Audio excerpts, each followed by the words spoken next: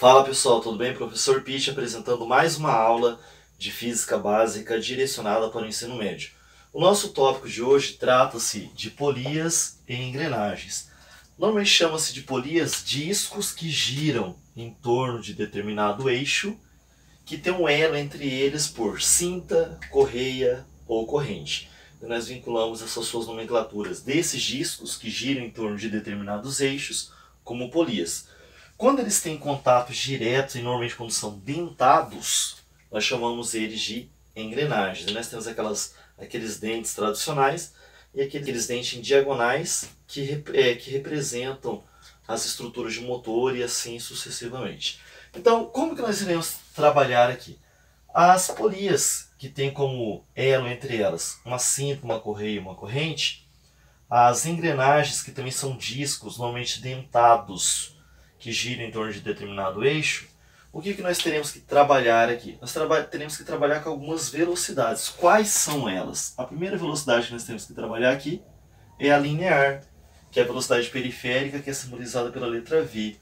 E ela é encontrada pelo produto do ômega, que é a velocidade angular, vezes o raio da curvatura ou do disco. Como é que nós temos dois discos, ou seja, duas polias, esse disco maior aqui que nós chamaremos de A, a distância do centro dele à borda, nós chamaremos de RA. E esse disco menor, a distância do centro aqui até a borda, nós chamaremos de RB. Idem aqui embaixo, olha só que bacana, ó. Aqui nós teremos o RA e aqui nós teremos o RB. Espero que o centro esteja sendo bem justificado. O que seria essa velocidade linear aqui? A velocidade periférica, a velocidade da borda aqui. Então, nós teremos aqui uma velocidade da borda do B e uma velocidade da borda do A. Essa velocidade da borda ela ocorre de maneira solidária, sendo efetuada pela cinta, já que a cinta passa pelas duas com a mesma velocidade. Se ela passasse pelas duas com velocidade diferente, a cinta faria isso aqui. Daí ela escaparia ou da menor ou da maior, que poderia causar um acidente de grande proporção ou menos, dependendo da situação que estava sendo envolvida aqui. Então, nesse caso aqui, quando você tem engrenagens interligadas por uma cinta, correia ou corrente, isso aqui você pode chamar de cinta, correia ou corrente, ela é solidária às duas polias nesse caso aqui. Então, ela passa pela maior e pela menor com a mesma velocidade. Então, essa velocidade periférica aqui, elas são iguais. Mas, para essas velocidades aqui serem iguais à velocidade da periferia do B e a da periferia do A serem iguais, o que você tem que ter? Uma compensação por alguém. Alguém vai ter que girar mais aqui. Quem que é esse alguém que tem que girar mais? A polia B. A polia B, por ser menor, ela terá uma velocidade de giro maior, enquanto a velocidade de giro da polia maior, ela é menor. Opa, aqui é o A, né? Então, daí você tem essa pequena diferença entre as polias. Professor, mas como que eu vou determinar essa velocidade linear conhecendo só o raio, sendo que eu não sei calcular o ômega? Para você calcular o ômega, que é a velocidade angular, você precisaria disso aqui, 2π sobre t, que seria a máxima variação angular descrita em cada circunferência, e o tempo para descrever essa máxima variação angular é o período, conforme nós vimos em aulas anteriores. Ou você fazer o produto do 2π vezes o f. Então você tem essas possibilidades. Lembrando que você pode colocar a velocidade linear como 2π vezes r vezes f, que te ajudaria também aqui a determinar a velocidade linear. Tudo bem? Então você teria aqui essa condição aqui. Daí você tem aqui então nas polias que tanto a periferia do A quanto a periferia do B terão a mesma velocidade linear. Consequentemente, eu vou até dar um destaque aqui, a velocidade angular do B é maior do que a velocidade angular do A. Consequentemente, a frequência do giro do B é maior que a frequência de giro do A. E o período de revolução do B é menor do que o período do A. Mas por quê? Período é o tempo necessário para se completar uma volta. Gira mais rapidamente, o tempo necessário para completar uma volta é menor. Gira mais lentamente, o tempo necessário para completar uma volta é, aliás, maior, ok? Então o tempo necessário para completar uma volta aqui é maior.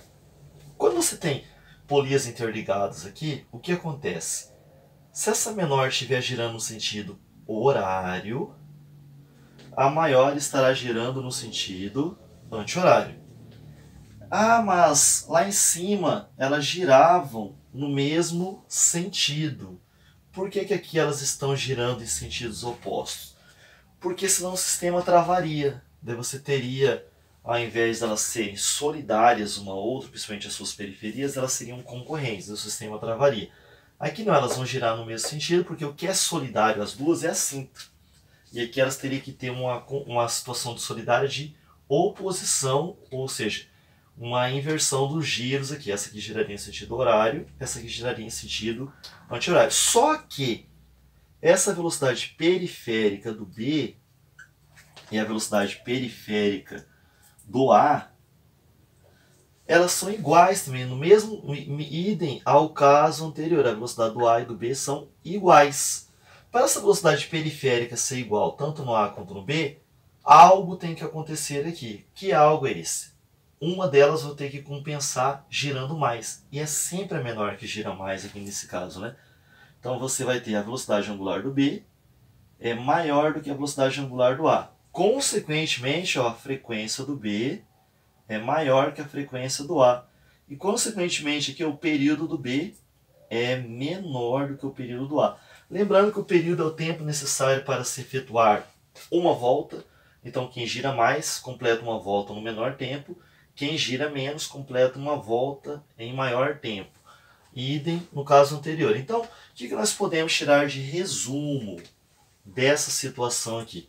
Que independente de você ter um sistema de polias interligados por cinta, correia, corrente, ou por engrenagem, ou até mesmo polias de contato direto, a velocidade periférica de ambas serão iguais.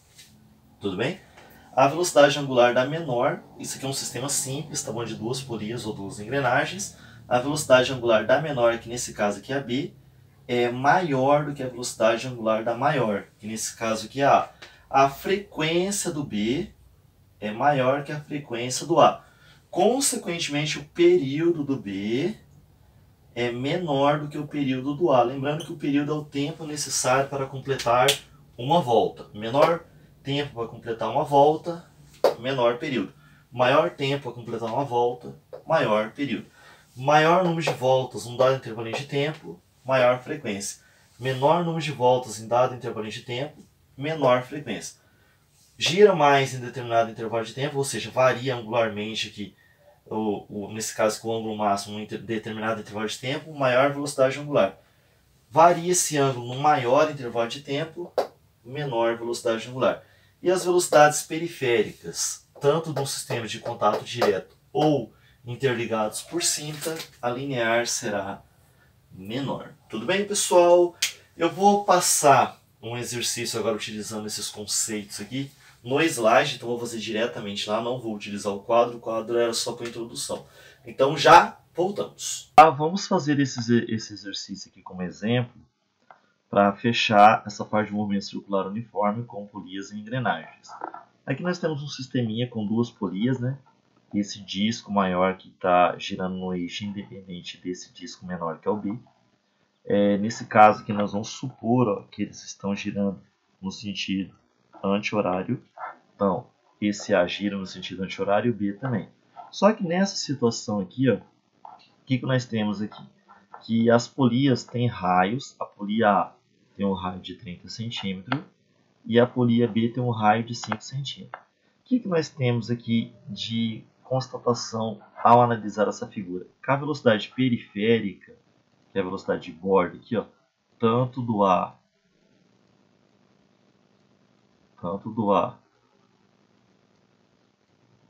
quanto do B, elas são iguais. Eu estou tentando desenhar no mouse aqui, talvez não fique legal, tá bom? Então, nós podemos constatar que a velocidade periférica do A e a velocidade periférica do B são iguais. E detalhe, a frequência da polia maior é 10 rotações por minuto. E ele quer saber quantas rotações realiza a polia B. Então, o que nós temos de dados aqui a princípio? Nós temos a polia A, que tem um raio de 30 centímetros, a polia B, que tem um raio de 5 centímetros, e a frequência da polia A, que tem 10 RPMs. Desse RPMs aqui você pode deixar sem converter para posteriormente fazer essa conversão, tá bom? Eu vou abrir agora o Word para finalizar. Bem, pessoal, então vamos para a resolução do nosso exercício aqui. Eu vou centralizar, vou mudar um pouquinho a fonte aqui para facilitar a nossa visualização, né? O que nós conseguimos constatar? Que a velocidade periférica do A é igual à velocidade periférica do B. Para achar a velocidade periférica da polia A, eu vou usar ômega A vezes RA igual ômega B vezes, deixa eu só colocar a letra maiúscula aqui, ômega B vezes o raio B. Tudo bem? Só que o ômega A é 2π, tudo bem? Vezes, olha só que bacana, a frequência da polia A, vezes o RA, não posso esquecer disso. E do outro lado, quem que é o ômega B? 2π, tudo bem? Vezes FB, vezes RB. Olha só que bacana. Como aqui é um produto de um lado e um produto do outro, então eu posso cancelar esse 2π aqui com esse 2π aqui. Tudo bem? Então, a nossa equação ela vai sofrer um pequeno resumo, né? Ela vai ficar FA vezes, deixa eu colocar aqui, FA vezes, RA igual a FB vezes RB. Então, nós temos aqui agora esses elementos. O que nós pegamos de dados no item anterior? Vamos até rememorar aqui, ó, que o raio da polia A é 30, que o raio da polia B é 5 e que a frequência da polia A de rotação é 10 rotações por minuto. Então, vamos lá, então, à substituição. A frequência da polia A eu sei que é 10 rotações por minuto. O raio da polia A eu sei que é 30, igual a 5, FB, vezes 5. O que eu posso constatar aqui? 10 vezes 30 dá 300. O 5 está multiplicando, passa para o outro lado, dividindo. Tudo isso aqui é igual a FB. Então, 300 dividido por 5, eu consigo constatar aqui que a frequência de rotação da polia B, ela corresponde, ela corresponde nesse caso aqui a 60 RPM, ou seja, 60 rotações por minuto. Caso eu deseje converter aqui, eu vou pegar 60 e dividir por 60. Daí nós teremos essa situação aqui, a frequência corresponde a 1 Hz. Então aqui nós temos a solução para esse nosso exemplo aqui, tá bom? Espero que tenham compreendido. Valeu, até a próxima, pessoal. Felicidade e sucesso a todos.